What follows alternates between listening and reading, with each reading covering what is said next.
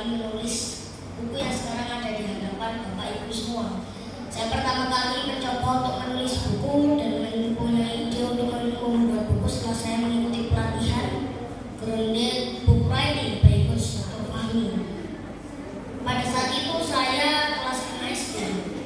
Salah satu alasan mengapa saya menulis buku Apik My Hero ini karena saya terinspirasi oleh sebuah kata-kata dari abi saya atau ayah saya, bahwa jika kita membuat buku kemudian banyak orang yang terinspirasi oleh tulisan kita, maka sama saja kita sedang beramal jariah. Kita telah membawa banyak manfaat bagi banyak orang karena buku kita.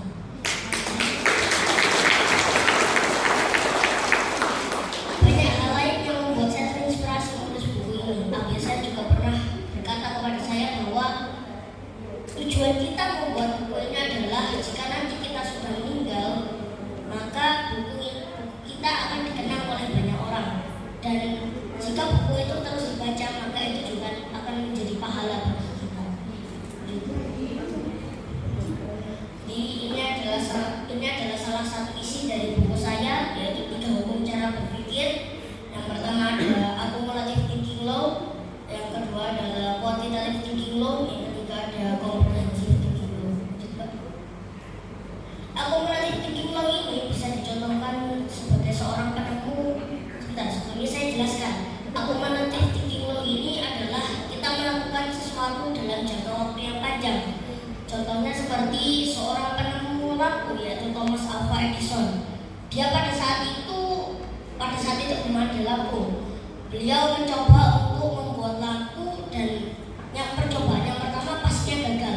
Percobaan kedua hingga percobaan yang ke-1000 kalinya masih gagal. Tetapi di saat percobaan yang ke-1001 kalinya, beliau berhasil. Karena beliau telah menggabungkan otak beliau dengan tanpa menyerah, selalu semangat, optimis, dan bekerja keras. Hingga akhirnya hari ini kita bisa menikmati terangnya cahaya lampu.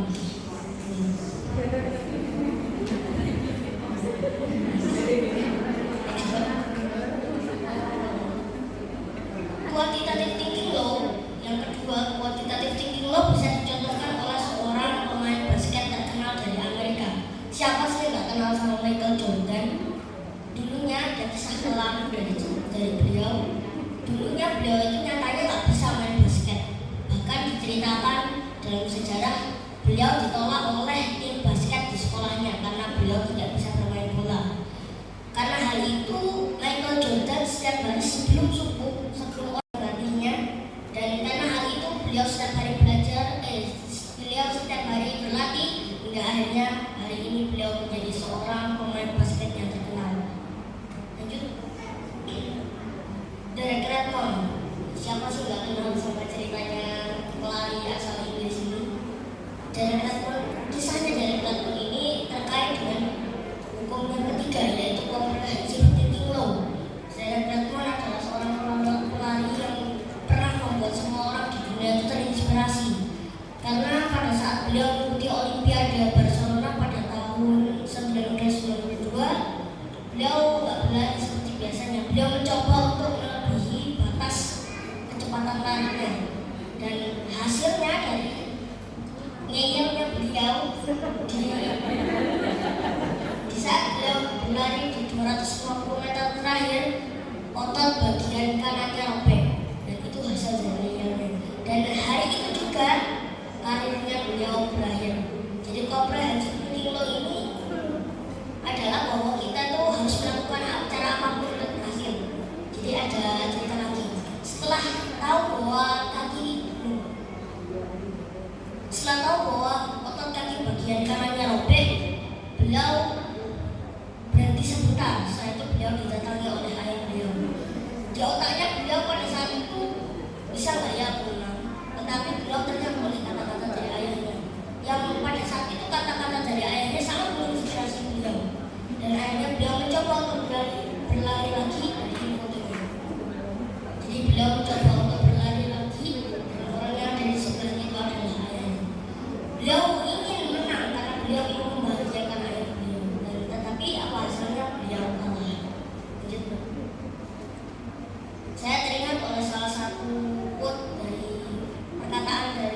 Syafi'i, bila kau tak tahu lelah yang belajar, maka kau harus menahan perjalanan Tuhan. Ya, ini adalah beberapa foto saya. Setelah saya kemarin menulis buku, alhamdulillah saya bersama Abi dan Umi pergi ke untuk melaksanakan ibadah umroh. Ini adalah foto saya di saat saya membagikan buku Abi Ibrahim. Dan ini kemarin foto saya di saat saya mengisi pelatihan di kurs Dr. Fahmi. Lanjut. Ini juga saya beberapa foto di saat saya membagikan buku Abi Ibrahim saya kepada ya, ini yang sangat mengesankan bagi saya. Gak menyangka bahwa di saat saya umroh bisa ketemu Kiai Haji Abdul Said.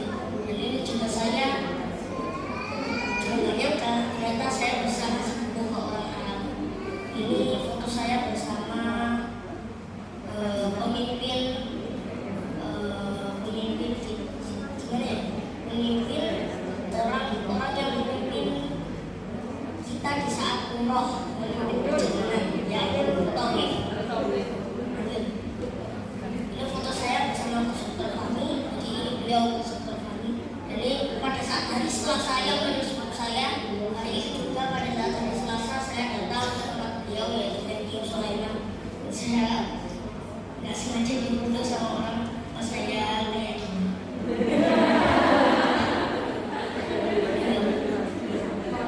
Terima kasih, saya pasang. Jangan lupa follow Facebook dan Instagram.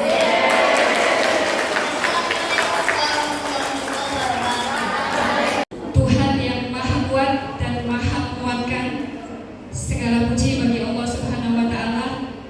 Tuhan yang Maha Besar dan Maha Membesarkan, terutama mungkin hati ibu-ibu di akhir bulan. Ibu-ibu semuanya yang saya hormati, alhamdulillah berkesempatan hadir pada pagi hari ini. Bapak Sutrisno, selamat datang di RSU Wajah Usada. Kemudian saya ucapkan kepada Ibu Ika Widiastuti, Ibu Camat kita. Kemudian Pak Ibu Ketua IGTKI Baca, Ibu Nani. Alhamdulillah pada siang hari ini saya tidak menyampaikan materi stunting Mbak Jenny, karena permintaan dari panitia di siang hari ini saya tidak menyampaikan materi medis. Jadi melengkapi apa yang sudah disampaikan oleh Dr. Dendi, bahwa stunting ini Bu memang menjadi isu nasional kita saat ini. Dan yang harus kita pahami bersama bahwa yang menentukan anak itu sehat atau tidak sehat, pintar atau tidak pintar, cerdas atau tidak cerdas, sukses atau tidak sukses, salah satunya adalah seorang ibu. Oleh karena itu materi pada siang hari ini adalah tentang apa Mbak? Tentang menjadi ibu yang bahagia. Menjadi ibu yang bahagia. Kita di rumah mungkin kita adalah ibu bagi anak-anak kita, tetapi saya rasa di siang hari ini hampir sebagian besar yang hadir di sini adalah guru, dan guru itu adalah ibu bagi murid-muridnya. Setuju? Karena sebagian besar saya sendiri pun Bu, interaksi anak mayoritas itu dengan guru seharian. Kalau full day apalagi jam 7 sampai jam 5, jam 5 pulang, mungkin ibunya pulang kerja sudah agak lelah. Maka yang paling berperan besar dalam mempengaruhi dan membentuk karakter anak itu adalah dengan siapa anak itu bergaul, dengan siapa anak itu dalam kesehariannya itu bergaul ya. Dan salah satunya adalah para ibu-ibu guru ini. Saya rasa ada juga, ini saya kenal beliau ya, ini tetangga saya juga di Napo, kebetulan saya orang Napo ya Bu. Next, ada sebuah quote, sebuah kata-kata bijak dari J.K. Rowling. J.K. Rowling ini adalah penulis dari bukunya Harry Potter, bahwasanya family is a life jacket in the stormy sea of life. Bahwasanya keluarga itu adalah jaket dalam badai kehidupan. Jadi keluarga ini adalah fondasi penting yang membentuk karakter anak, yang membentuk basic behaviornya anak, yang menentukan kesuksesan anak itu adalah di keluarga. Dan saya rasa bukan hanya keluarga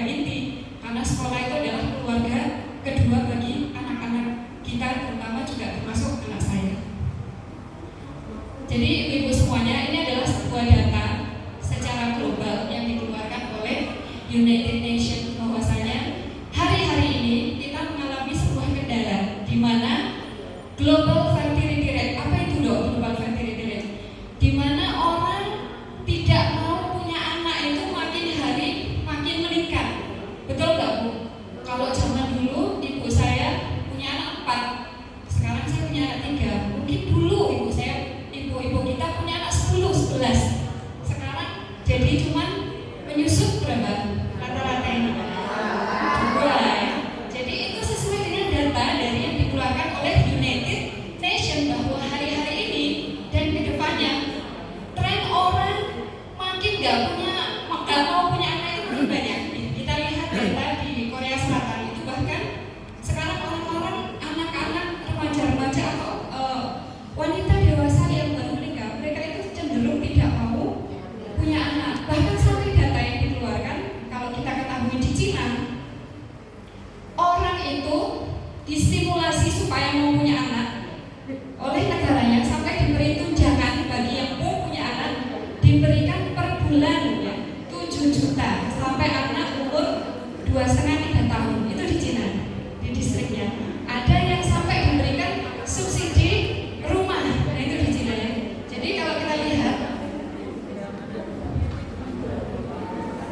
ini, kalau kita lihat lagi di Cina, hari-hari ini mereka mengalami kendala. Jadi makin kesananya itu angka fertility-nya makin rendah. Artinya orang dalam satu keluarga di mana itu ada ibu-ibu yang subur, anaknya paling banter nanti ke depannya itu hanya sekitar 1-2. Bahkan kecenderungan nggak ada yang mau punya anak. Jadi di Cina itu angka kematiannya lebih tinggi dibandingkan dengan angka kelahiran, dan itu pasti akan menjadi kendala.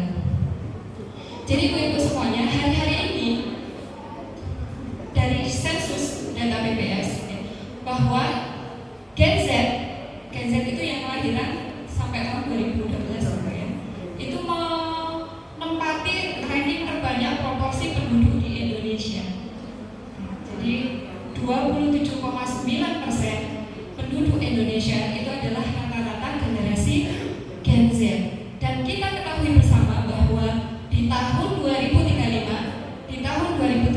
puncaknya, infonya seperti itu penelitiannya, nanti kita akan menemui sebuah kondisi di mana ada bonus demografi.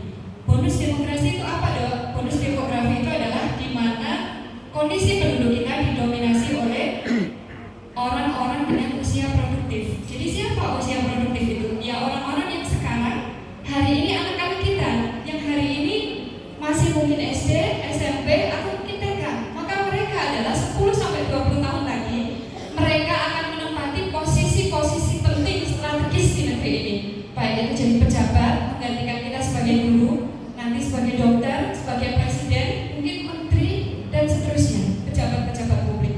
Maka bisa dipastikan Bu, kalau orang-orang di tahun 2035 nanti yang menempati dan itu tidak kita siapkan mulai dari sekarang, stunting kita biarkan, kurang gizi kita biarkan, tidak mau makan kita biarkan, tidak mau belajar kita biarkan, maka apa jadinya nanti di tahun 2035 ketika bonus demografi itu terjadi.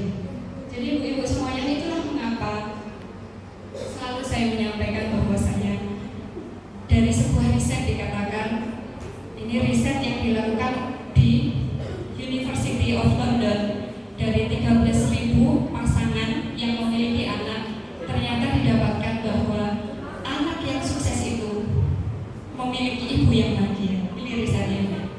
Jadi yang jadi pertanyaan, ibu-ibu guru ini hari ini bahagia apa enggak? Bahagia. Ibu-ibu hari ini bahagia atau enggak walaupun akhir bulan? Bahagia. Alhamdulillah berarti.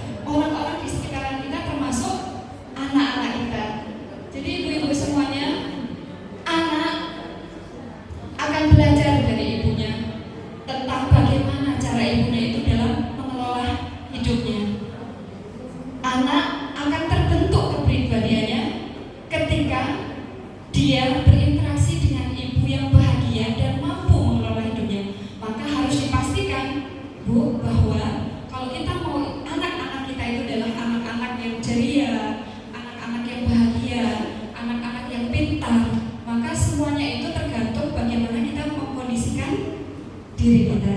Karena itu adalah riset yang dilakukan di University of London tadi. Jadi ibu-ibu semuanya, ini juga selaras dalam mungkin pernah ada yang melihat atau pernah mendapatkan tentang teori belajar Bandura, bahwa orang itu sebagian perilaku manusia itu dipelajari secara observatif lewat modeling, yaitu dengan apa? Dengan melihat perilaku orang lain. Jadi bisa dipastikan ini juga ada sebuah riset, Bu. Ada sebuah riset yang dilakukan bahwa ternyata ini namanya mirroring theory. Nah, ini pernah saya bahas di medsos saya. Mirroring theory. Mirroring theory ini menjawab kenapa orang yang menikah, salah satu contohnya, yang perempuan itu masih muda, kemudian nikah dengan mungkin usianya tahun 10 sampai 20 tahun. Kemudian setelah mengalami atau menjalani hidup rumah tangga, ditemukan bahwa mereka memiliki kesamaan seperti sepantaran, termasuk dari jumlah kerutan. Dan itulah yang dinamakan dengan betul, Bu. Itulah ternyata ada penelitiannya mirroring theory, bahwa di sebuah teori itu ketika seseorang yang diteliti dipasang elektrode di wajahnya, kemudian disuruh dia lihat ekspresi gambar orang yang sedang tersenyum, dan ada orang yang diteliti juga disuruh melihat ekspresi gambar orang yang sedang menangis, maka yang didapatkan adalah orang yang tersenyum terlihat elektrodanya ada gerakan, dia sedang mengikuti gambar itu tersenyum. Dan ketika orang yang melihat gambar itu menangis, maka kerutan yang di wajahnya menunjukkan dia ikut menangis. Nah, itulah yang disebut dengan mirroring theory. Jadi hati-hati, Bu, ya, kita harus memastikan bahwa mirroring kita di depan anak-anak kita, di depan anak didik kita itu adalah mirroring yang positif, ya. Jadi jangan-jangan kalau anak-anak kita suka marah, kita harus kembali apa mirroring kita yang kita tunjukkan ke anak kita. Jangan-jangan kalau misalkan anak kita nggak suka sayur, apakah dia mirroring kita? Jangan-jangan kalau dia suka makan bakso, apakah dia suka melihat orang tuanya makan bakso? Jadi itulah yang disebut dengan mirroring teori. Nah, ini adalah apa yang harus kita lakukan. Kalau kita tadi sudah mengetahui bersama bahwa manusia itu adalah energi dan gelombang, maka yang harus kita pastikan adalah kita memvibrasikan sesuatu yang positif, radiate positif energi. Apa yang harus kita radiasikan pada anak didik kita, pada anak-anak kita? Yang pertama adalah pos kita. Jadi nggak boleh kita nyuruh anak-anak kita itu rapi, tetapi kita sendiri berantakan. Itu nggak sesuai dengan teori tadi, teori Bandura, bahwa anak itu selalu melihat perilaku orang tua dan orang dewasa di sekitarnya. Jadi kalau misalkan kita ingin anak kita itu menjadi anak yang disiplin, maka orang tua adalah salah satu role model yang terbaik, guru adalah role model yang terbaik untuk menunjukkan kedisiplinan. Jadi kalau misalkan memang masuknya jam 7, kita nyuruh dia masuk jam 7, maka ya kita harus masuk tepat waktu. Yang kedua adalah brave. Kita tunjukkan keberanian. Kita tunjukkan bahwasanya kita harus menjadi orang yang brave, berani. Faith, ya. Kita tunjukkan value kita. Kita tunjukkan love kita. Kita tunjukkan belief kita. Kita tunjukkan bahwa kita memiliki hope. Mungkin ada yang pernah mendengar Albert Einstein. Ya, pasti semua udah tahu. Albert Einstein orang yang paling genius di dunia. Saat kecil, umur 4 tahun saja, dia belum bisa berbicara. Albert Einstein itu apa yang dilakukan ibunya? Ya, ibunya dengan sabar, ya. Karena apa? Karena ibunya punya hope. Apa yang disampaikan kata-kata ibunya kepada Albert Einstein setiap pagi dan sore, setiap hari tanpa kenal lelah. Albert Einstein mungkin kira-kira seperti itu, ya, konteks bahasa Indonesia. Suatu saat, nak, kamu akan jadi orang hebat melebihi anak menabung. Nah, apa yang diucapkan oleh orang tua Einstein? Suatu saat, itu kondisi apa? 4 tahun belum bisa ngomong, Bu. Anak 4 tahun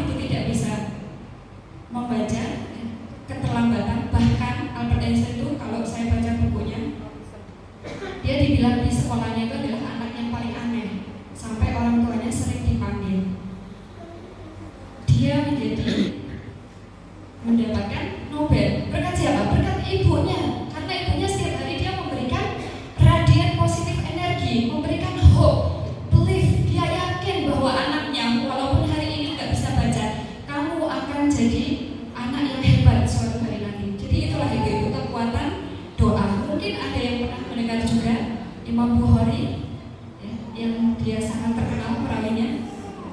Nanti saya ceritakan ya di next slide.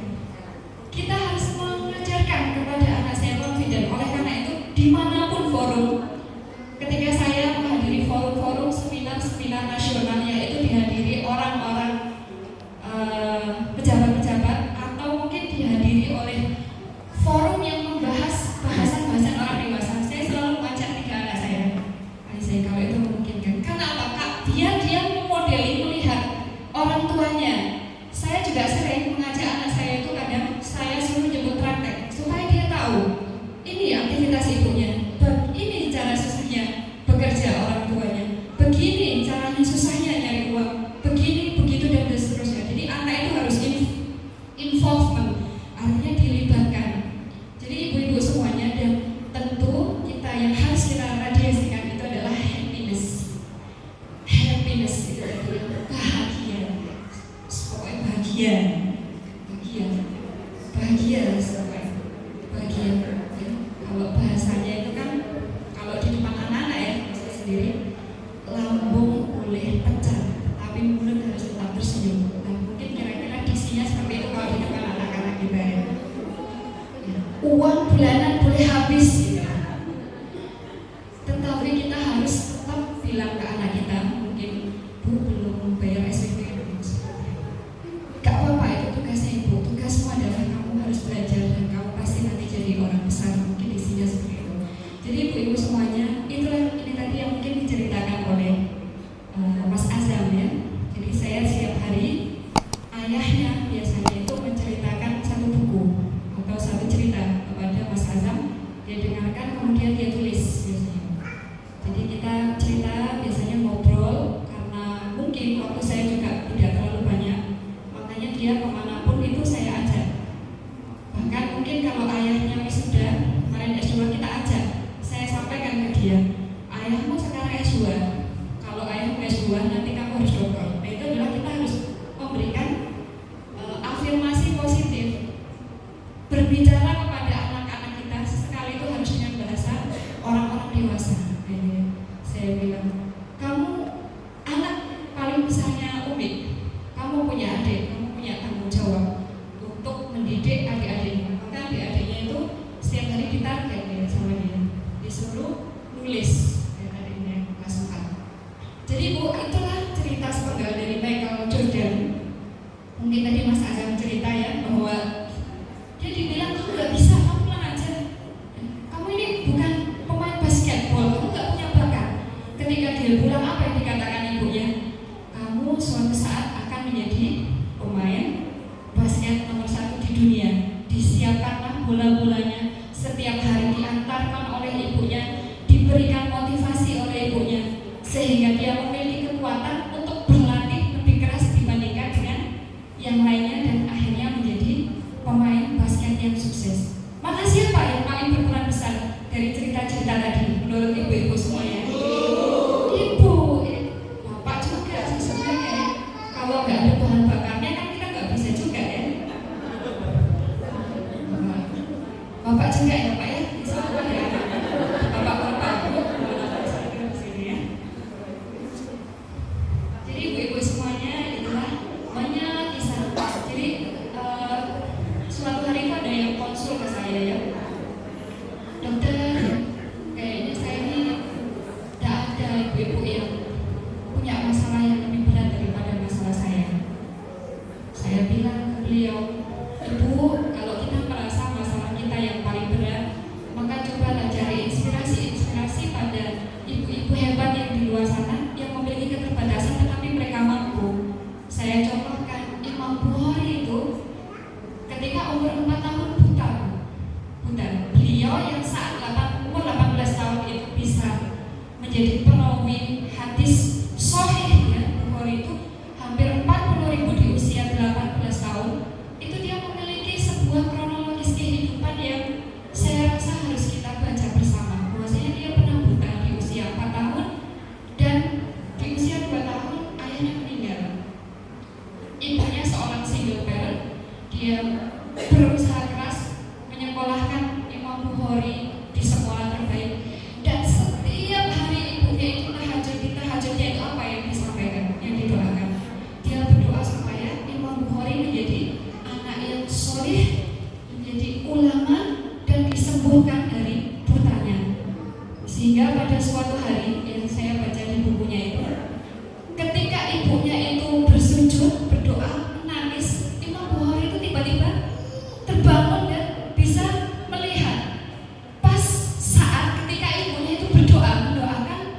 dia untuk sembuh dari butanya. Jadi inilah yang mungkin, yang pasti bisa kita pahami bersama bahwa ucapan atau doa ibu itu adalah senjata paling hebat melebihi apapun untuk memperisai atau menamai anak-anak kita. Jadi jangan sampai walaupun anak didik kita itu rewel, ya, bandel, maka yang kita ucapkan itu harusnya kata-kata yang positif. Karena anak-anak kita banyak di sekolah, bisa kita terapkan juga. Kita tanya anak kita satu persatu, Mas, sama cita-citanya jadi apa? Aku, Bu, cita-citanya jadi dokter. Maka wakililah orang tuanya. Kalau memang cita-citanya jadi dokter, berikan afirmasi positif setiap dia masuk kelas. Nah, kamu nanti ya Mas Azam, nanti kamu besar jadi dokter ya. Kalau jadi dokter konsekuensinya harus belajar. Jadi itu yang diksi yang harus selalu kita sampaikan kepada anak-anak kita. Nah, ibu-ibu semuanya, ada sebuah konsep yang ini saya suka sekali tentang total life, bahwasanya kita dalam hidup itu harus kita ajarkan kepada anak kita itu untuk menjadi the best, yang terbaik dimanapun dia berada. Nah, itulah yang disebut dengan konsepnya total life oleh John Mayer. Mungkin nanti bisa searching risetnya, ada bukunya Total Life, itu bukunya John Mayer. Bahwa John Mayer bilang kalau kita mau hidup kita bahagia, maka dalam kehidupan kita harus menyeimbangkan 5 hal ini, yaitu salah satunya yang saya tekankan dan saya bahas di hari ini adalah family and social harmony. Bahwa rumah adalah jaket terbaik dalam badai kehidupan. Maka jadikanlah rumah kita itu adalah benar-benar sebagai fondasi. Anak-anak kita kalau pulang ke rumah pastikan dia nyaman. Jangan suami budak tambah males mulai lebih milih mungkin ke warung kopi karena dianggap warung kopi mungkin lebih healing. Jadi rumah ini harus kita jadikan benar-benar sebagai fondasi terbaik untuk anak-anak kita, untuk suami-suami kita, agar mereka bisa tumbuh dan berkembang dengan baik. Termasuk yang harus diperhatikan adalah tadi masalah stunting. Tidak boleh anak-anak kita itu menjadi stunting. Nah, ini ada radikal kandor. Saya suka bacanya. Mohon maaf, ini kebanyakan teori sih. Jadi radikal kandor ini adalah sebuah konsep bagaimana kita bisa mendidik anak dengan baik. Apa dok radikal kandor itu? Radikal kandor ini adalah yang di pojok atas ini Bu. Jadi konsep radikal kandor adalah challenge directly tetapi care personality. Challenge directly, kita nyuruh anak-anak kita, nah kamu harus sekolah, nah kamu harus pintar, nah kamu harus hebat, nah kamu harus makan yang baik. Kita menyuruh, ngasih direction dengan tegas, tetapi kita care personality. Kita care dengan anak-anak kita. Sebagai contoh Imam Bukhari tadi itu ya, bangun tidur ya saat kecil nggak mau bangun. Tapi karena ibunya ini punya keyakinan kamu harus jadi anak yang soleh, digendonglah Imam Bukhari itu, diajak mandi, kemudian dilap mukanya. Nah itulah yang kita sebut dengan kita memberikan direction. Karena anak ini kan harus diberikan instruksi dengan jelas ya. Anak itu nggak paham. Kalau misalkan kita bahasanya itu bertele-tele, apalagi pakai bahasa yang konotatif lah istilahnya. Jadi disemoni itu nggak paham anak-anak itu. Jadi kita harus menginformasikan, memberikan informasi dengan jelas. Jadi ibu-ibu semuanya, riset lagi ya. Saya suka baca buku soalnya. Ada sebuah riset yang dikeluarkan oleh Sanders and Rivers. Yang paling pojok belakang bisa dengar Bu? Bisa lihat? Bisa ya? Ada yang bisa menjelaskan ini risetnya? Mungkin ada satu yang bisa kasih penjelasan, nanti dapat door prize. Ini riset dilakukan di tahun 1999 oleh Sanders and Rivers. Di riset ini diteliti anak usia 8 sampai 12 tahun. Anak usia 8 sampai 12 tahun. Kemudian dari anak-anak itu diteliti, ternyata hasil penelitiannya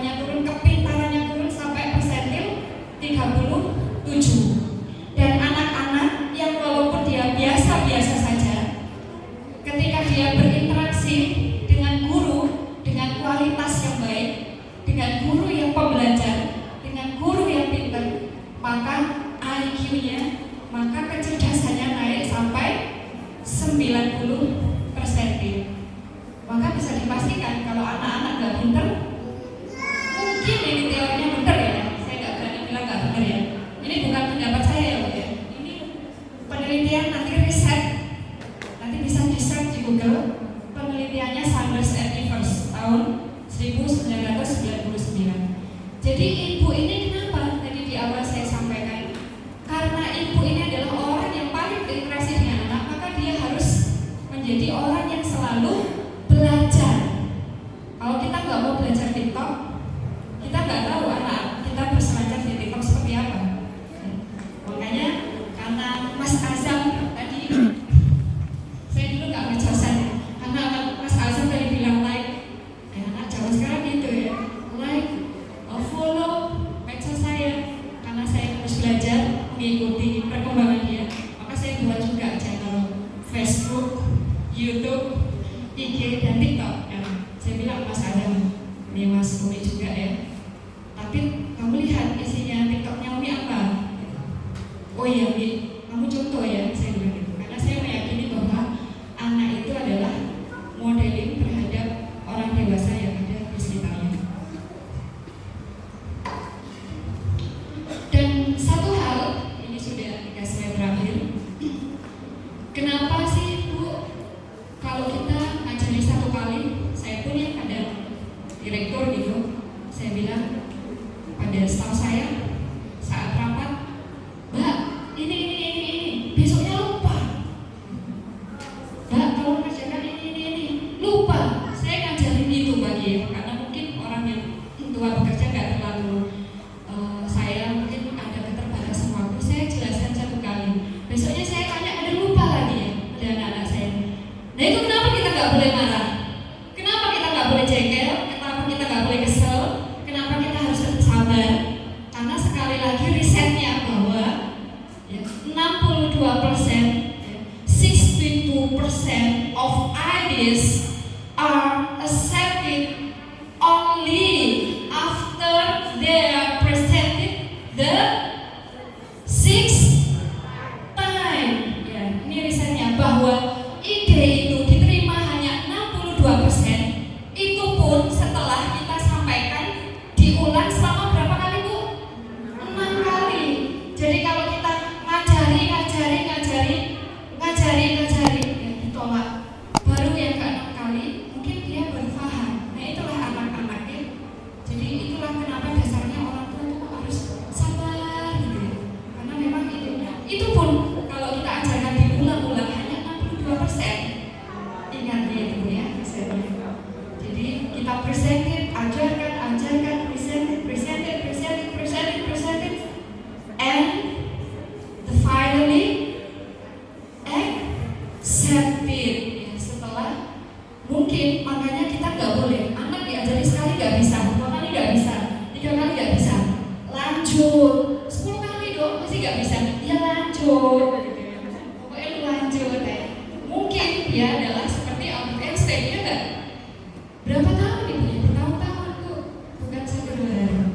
Jadi ibu-ibu semuanya, dan dalam sebuah riset disampaikan untuk mendidik anak-anak yang baik, anak-anak dengan kualitas yang baik, anak-anak dengan kualitas yang bertes, maka kombinasi antara space repetition and personal involvement reinforce idea and create a thinking change, the attitude change, the behavior change, and the result change. Bahwa kalau kita kenapa kita ajarkan dengan penuh kesabaran, kita didik anak-anak kita seperti yang kita itu menuai benih, disiram tiap hari, dipupuk tiap hari. Karena kita berharap, kita berdoa bahwa mereka akan berubah secara thinkingnya, pikirannya. Setelah pikirannya berubah, maka attitude-nya akan berubah. Setelah attitude-nya berubah, maka kebiasaannya akan berubah. Dan kalau anak itu kebiasaannya sudah berubah, maka pasti dia akan sukses, akan ada risetnya. Jadi penelitiannya Bu ya. Jadi ibu semuanya, sebagai penutup, hanya hati yang dipenuhi dengan cinta yang dapat menjangkau langit tertinggi. Cinta memiliki ratusan sayap, dan setiap sayap membentang dari atas surga di langit tertinggi sampai bawah bumi. Itulah kata jalan kita. Dan ibu-ibu inilah yang menentukan bagaimana anak kita ke depannya. Terima kasih. Wassalamualaikum warahmatullahi wabarakatuh.